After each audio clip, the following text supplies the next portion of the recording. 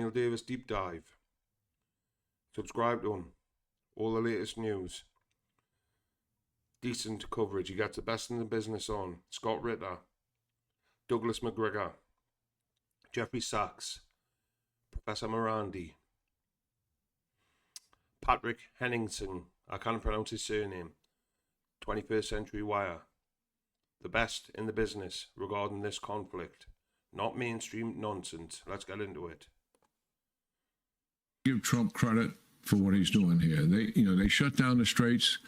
Eventually, we put a blockade in that shut down 100% of their exports. Now, he's taken another aggressive action to open up the straits, and I think it's more likely than not that we will return to combat operations to finish these guys once and for all. Finish these guys once and for all. I'm going to be tough. I'm going to be hard, and I'm going to show them a thing or two. I am sick and tired of that kind of hubris and arrogance and pomposity. I'm tired of it. You can see I'm a little bit aggravated this morning, early on a Monday morning. It's not supposed to be like this. Maybe I need to just get it off my chest, and so that's why we're here. But I see this so many times, and so many people say that phrase, finish the job, trying to encourage President Trump to go back to war after we started this ceasefire after roughly 40 days of war. And they're saying, you know what, let's just go back and just take care of them, man. Just drop a bunch of bombs and that'll finish it. I'll tell you one of the reasons why I'm so aggravated, not just because of the physical evidence that that's not going to work. That's enough. But what's more aggravating to me is that all the people who say this, they never do what is required logically and rationally. Explain how that's going to work. And it's not just Jack Keane, even though we show him a lot. I probably could have had a half a dozen videos of just him over the last month or so. But of course, it's also guys like Lindsey Graham. Jack Keane, Lindsey Graham, all the neocons, the warhawks. Like, what did America accomplish? After the 40 days bombing attack, what did they accomplish? Dick. Squat. They didn't accomplish anything. If anything, Iran are stronger now. But the neocons and Zionists go hand in hand. They want more war. They want to spend more money on the industrial complex and more money pushing towards Israel for greater Israel. Graham urges Trump to finish the job with Iran after he coordinates with Benjamin Netanyahu. Whose interest do you think he's interested in? It's not just Jack Keane. It's also a lot of organizations. Here is from the AEI, American Enterprise Institute. Finish the job in Iran. FDD, Democratic Democracies. I always forget what that is. FDD, finish the job. Why half a war with Iran is the most dangerous outcome. Yoav Gallant, former defense minister for Israel. You see continuing connection here. Finish the job. And that's the thing, like, the propaganda worked for years and years and years, but now we've all got social media and there's independent journalists. You can just see it for what it is. They put the memo out. It was like after that so-called assassination attempt, all these same people and all certain influencers, Trump needs to build the ballroom, build the ballroom. It's just not working anymore, like. Then you have all kinds of other individuals here. Mike Pompeo finished the job. Keith Kellogg finished the job. Trump warns himself, Iran, I will finish the job. And then there's also the newspapers. Wall Street Journal, finish the job. New York Times, finish the job. Washington Post in there. Only military action will. I guess they didn't get the memo on the actual phrase, but you get the idea. They continue to say the same sorts of things. What is the common theme here? A lust for war. Now, there should have been some sobering up of this. I mean, it's like a bunch of dudes go to a frat party or some kind of a big shindig in a bar on a Friday night. They all get sauced up. They all make a lot of comments and brag about any number of male hormone-induced things. And then they wake up Saturday morning and now they got a hangover and they realize none of the stuff they said last night they could do. Oh snap! Then maybe we better walk some of this back. That's what normally happens when you're too arrogant and you're too full of yourself and you talk a bunch of smack and then you can't back it up. That's what has happened here, except profoundly more important than some stupid hangover.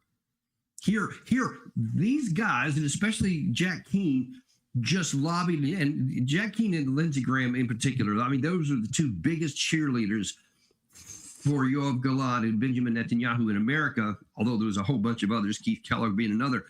But these guys were all in the weeks and months before this war started, we're begging Trump to go. How many times did you see the other phrase? There's another phrase that was going around I could have used a lot, which was, they're weaker now than they've ever been. Remember that one? That one it was coming up a whole bunch in January, really from December of last year all the way up through the start of this war. Some have even resurrected it again here of late. I think Keith Kellogg was the one.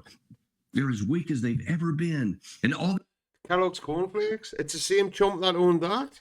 I think it's his son or grandson. Weaker now than they've ever been. Well, if that was Iran at their weakest, and you couldn't do dick to them, what do you think you're going to do now?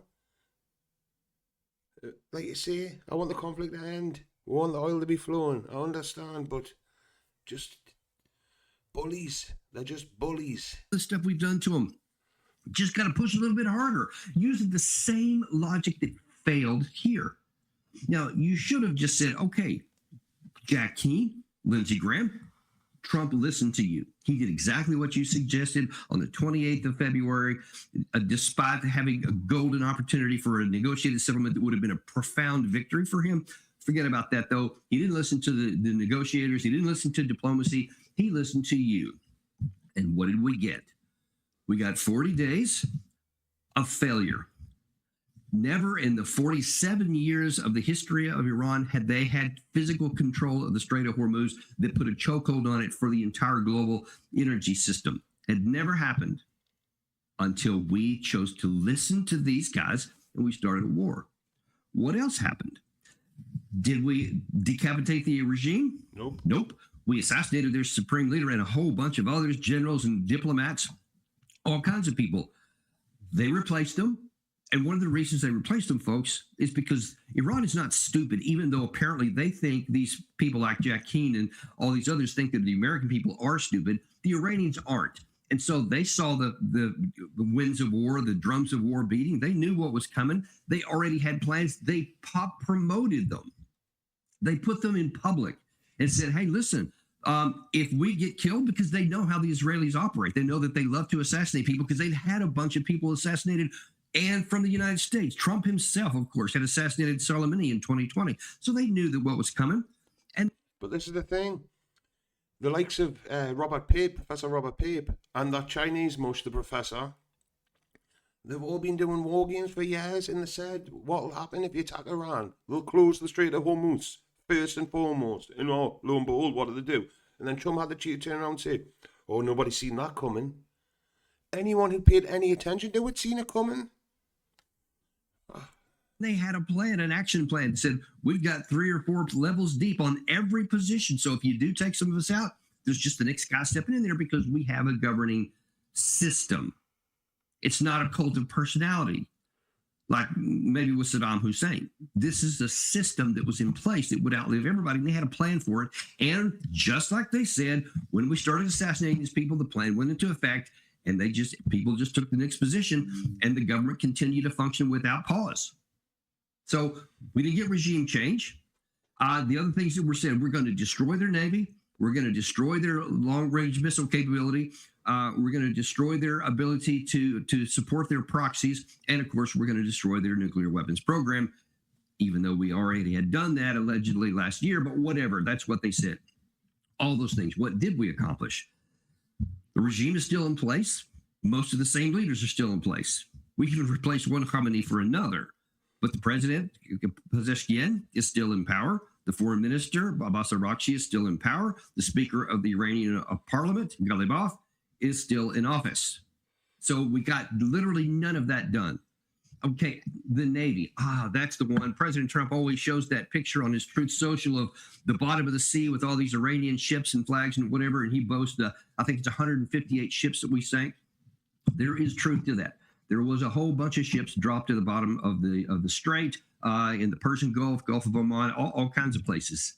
However, the ships that he destroyed, and they showed on CENTCOM on an endless loop of all these ships blowing up because it looks really impressive to civilians, that's not their actual Navy that matters. Those were They've got all the in the caves along the coast, underwater. They're not stupid, man. Like, you've lost, bro. Give it up. some of their older, larger vessels that are not useful. That's why they weren't out to sea, even though they're at war. Most of them were in docks. I think, other than the one ship that was coming back from the east, that was in part of a naval exercise that we sank with a submarine. Everything else you saw was at its port. It was just docked up, or it was sitting on a flatbed or something like that. Those are the ships that they're not using. There's a reason why they were out in the open. The ones that matter, the ones that can affect traffic in the strait, are these fast boats and these other speedboats and these surface drones and subsurface drones. Those are the ones of their Navy that matter. And they actually, and I forgot to post a picture of this, but over the weekend, they put on social media in Tehran, they had a big, huge rally for the government, also underscoring how all these lies that we said that they're so weak and all we got to do is push them and arm the opposition and stuff. Now that everybody comes out nearly every night and supports the regime. Good job, General Keane. Good job, General Kellogg. You got just what you asked for with the war, and then you produced the exact opposite of what you promised. That keeps going on. But in last night's rally, they apparently introduced a new category of speedboat that has anti-ship cruise missile launch tubes on the top of it. Can't say whether or not it's legitimate or not, but what I can tell you is that it's like an in-your-face. They know we have satellite coverage everywhere. They know we have drones flying all over the place. And the people were swarming all. Oh, that's great, Gary. You're awesome. There it is right there. And this is the thing, like, you know, they lost the war on day one when they martyred the supreme leader. They lost the war on day one because all the people are either in the streets now, all right? Like, come on, man. Our Western media, man. And I'll just say quickly, Daniel Davis, he gets agitated because he's passionate about it. He's served. He's an experienced combat veteran with multiple tours. He doesn't want to see people dying. He doesn't want American kids dying because it's kids that get sent. That's a cruise missile box you see on the left-hand side there. That's an anti-ship cruise missile launch tube. So they're just like saying, yeah, you want to take it out? Come on, we dare you. But these are the things that matter. And Gary has showed you previously these underground bunkers where there is just row upon row upon row of these speedboats. And we've seen them when they want to, they bring them out there and they'll swarm them around ships in the Gulf. That's how they have control. So when he says that if we have, and when all these guys activated Trump to say, hey, start the war, they promised that they would take out the Navy. The Navy is virtually untouched. They had, by some reports, over 3,000 of these. So whatever number of speedboats we have taken out, there's been some, but they have not been anywhere near what their operational number is. So the capability is virtually untouched. And of course, now Gary's showing you stuff there from their underground facilities. We don't have to tell you about how their missile factories are doing. We can't take those things out. So they all still have them. So we didn't take out the Navy. We didn't take out their missiles. And of course, the proxy issue, they still support with Hezbollah in Lebanon, and especially in the Houthis down there in Yemen. Those things are still going on. In fact, and we're going to get to that in a second, with the issues with Hezbollah in Lebanon is a huge issue of even bringing this war to an end, which we also can't solve. And then the other thing is that, you know, this nuclear dust or whatever it is Trump talks about all the time, the reprocessed material, the 60%, 20%, and several other categories of things. And Red says, yeah, we ain't doing that. And you're going to do what? You see what I'm saying? Because we have started this war, we can't finish it. And all of these things were the failed results of the first 40 days. And why is that? I mean, Gary was just showing you one image there, but look at this one. This is one we show where the entire western side of the country has a whole series of mountain ranges on. So it's virtually impregnable to an army. So even if you had one, even if you had 1.5 million troops, which we don't, not even with all of our allies, it would be literal suicide to go anywhere to try to go through these mountains because it gives every advantage to the defense. And of course, they know they have somewhere around 1 million of military folks of various types on their active forces, and that's Basij, the actual army, IRGC, some militias, and now that they've mobilized apparently millions more. And you don't even have to be an expert to be able to be a good defender in this kind of mountain when your country's being invaded. So that's why we didn't do it. That's on the one hand. Then, of course, these underground missile factories we talk about. This is a rendering of one. And you see that's showing, this is specifically the Yazd Granite Fortress, which we have attacked multiple times and could not finish the job. We could not get through because of these mountains, you just can't penetrate that far into it. So this is, inside of one of these mountains, and you just can't penetrate into it. It's a mountain. Meanwhile, what else have we been doing here? You see that the IRGC, this is today, the IRGC has access to 50 of the 69 tunnel entrances struck by the United States. So they had, that we know of anyway, that's been published, 33 of these missile cities and various forms of them along the coastline. There's another several dozen that are elsewhere in the country, and we probably don't even know where all of them are, but we do know where a bunch of them are. And because we've known already satellite and other intelligence capabilities, we've known where the exit tunnels were, and so we continue to hit them. But you see, as of today, 50 of the 69 ones that we hit, those are just the ones that we knew of and hit, not the ones that we don't know of and never hit. They're operational today, and Iran simply regained access by using bulldozers, just common bulldozers. So everything you keep doing with all this high-tech weapon and these multi-million-dollar missiles, they bring a bulldozer in, and then they're able to clear the stuff out and turn it back into use. The threat posed by Iran's missiles is being underestimated given the small number of interceptor missiles available to the United States.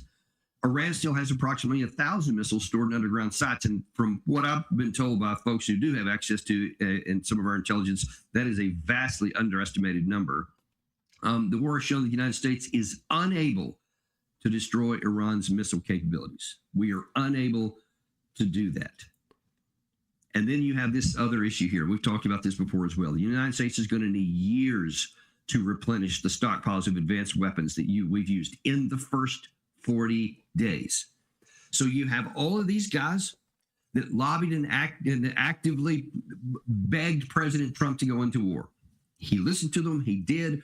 We did it with everything we had. We used a massive percentage of our most important missiles, especially the JASSM long-range cruise missiles, the Tomahawk cruise missiles, the THAAD interceptors, and the PAC-3 interceptors. Those are our four most important categories, two each, offensive and defensive. We burned through a huge percentage of them to accomplish nothing. And now these same guys, Lindsey Graham, all these organizations here, Mike Pompeo, all these news organizations, they still want to say, go back and finish the job, Mr. President. And what they owe us and what I am demanding, you want to go at FDD, you want to go at AEI, you want to go at Mike Pompeo especially, he's been really active here of late, or General King, General Kellogg, every one of you owe it to the American people to say something like this. I recommend that we go back in and tell President Trump to finish the job. Here's what's going to be different this time. We're going to have, instead of just JASSMs and Tomahawks and maybe two or three other long-range missiles that we have, other categories maybe, we'll fly some of the other, because we have a number of different categories and types of missiles, air launch missiles, et cetera, some ground launch. We're going to go in with those. And those missiles have capacity of X, Y, and Z. The striking power is this. The penetration power is that. And that will be different than the first round. So even though we're going to go back and we're going to be peppering on these same mountains here, we're going to do it different this time, and it's going to have a different outcome, because that's where they get to fill in the blank. I'm not going to fill in that blank because there's no facts to fill it with. But that's... They reckon a nuke won't even penetrate 80 meters of granite where these underground facilities are. A nuke, I think, kill a lot of people on the surface. But the missiles will still keep coming, I can guarantee. What they owe us. They owe us to say, all right, we'll use different ordnance that will have a different outcome. And these 33 bases, these 33 missile cities will be obliterated this time when they weren't last time. And by the way, some of these bases are designed to survive nuclear weapons. So even if he's going to say we're going to go from, just some standard conventional cruise missiles up to nuclear weapons, that's not even going to knock them out. So you're going to have to come up with something better than that. And then you're going to have to say why, okay, even though most of their Navy is still underwater, or in these bunkers that can come out anytime they want because they have all these access points. And even though we burned through all these percentages, huge percentages of our total national inventories last time, this time we'll be able to do it. And what? How are you going to say we're not going to burn through even more of our inventory?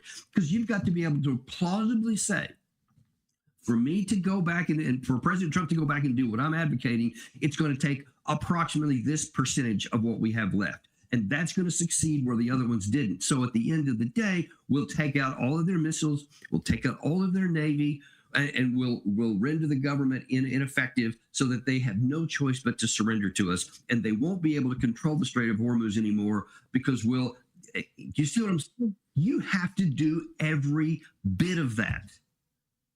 And this lie, and there's no other kinder way to put it, it's a categorical lie when they've said, oh, you know what? We got 70% of them the first time, then we stopped, and all we got to do is go back and get that last 25 or 30%. Everything will be fine. That is a categorical lie. The military, I know this for certain, even although I don't need to have heard this, I can just do the normal analysis. Any rational person can. But I know that our senior leaders have told the White House, don't restart the war because there is no attainable military objective. We won't have any different outcome in the next 40 days than we had in the first 40 days, except that we'll burn through more of our resources. And unfortunately, even if America used the nuke, which I'm praying they don't, but the Zionists and the neocons, you can see they want it done.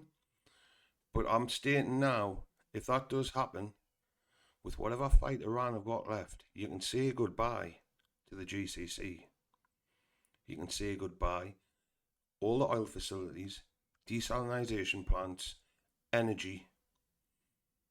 How do you live in the desert with no water? And are they going to risk it? Let's hope not, because innocents are going to die, women and children.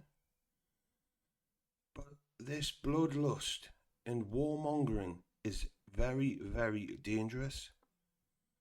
Look, the Iranians know all this.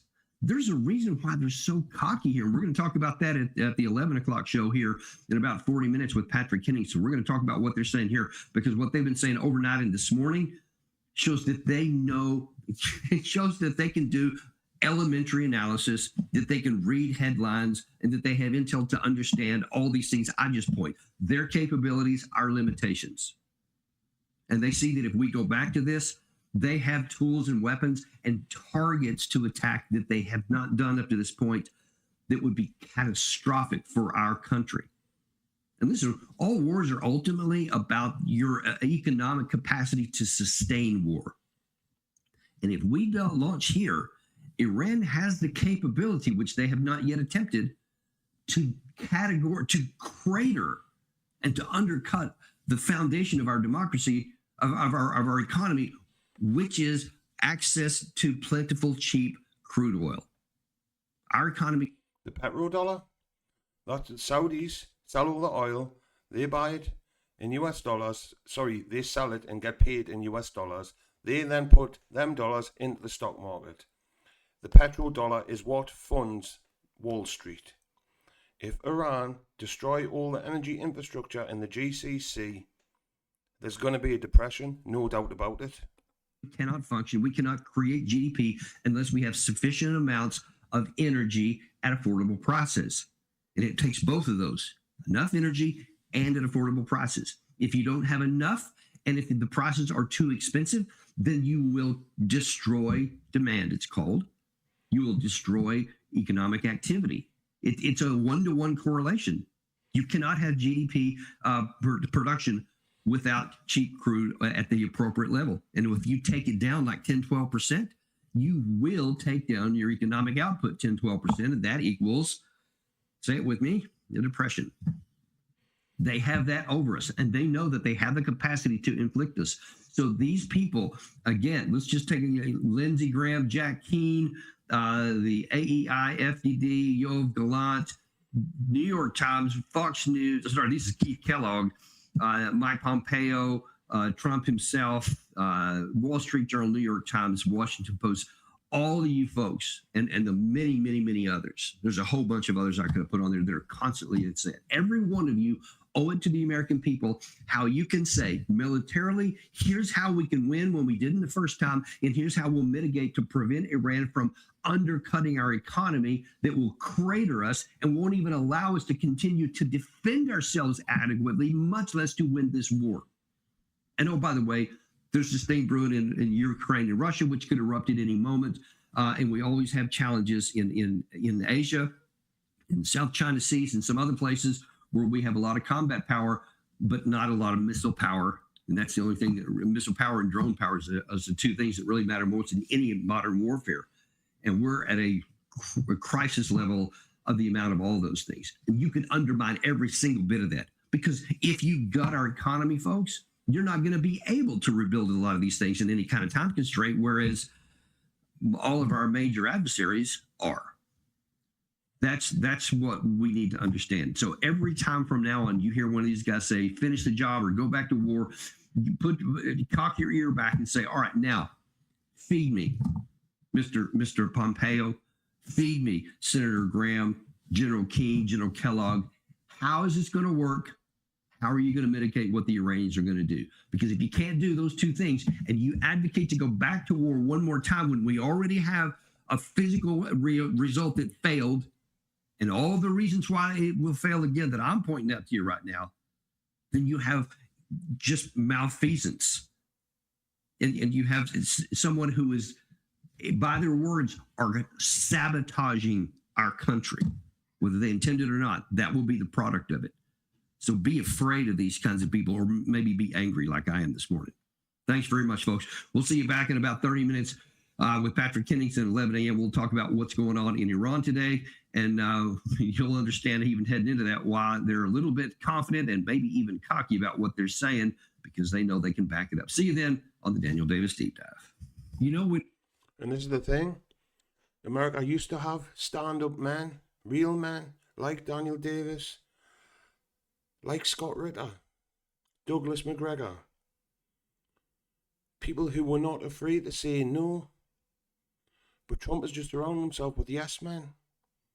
And then the Israel lobby have bought up the likes of Lindsey Graham, who I thought he was a homosexual man, but clearly, but just seeing him going around Disney on his own with a Mickey Mouse ears on, that's a bit weird for like a 60-year-old man.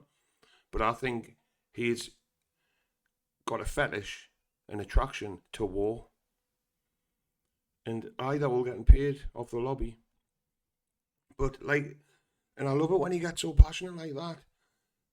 Right? If you're gonna go and finish the job, how do you do it? And if they do nuke Iran, I'm telling you now, China and Russia will be involved.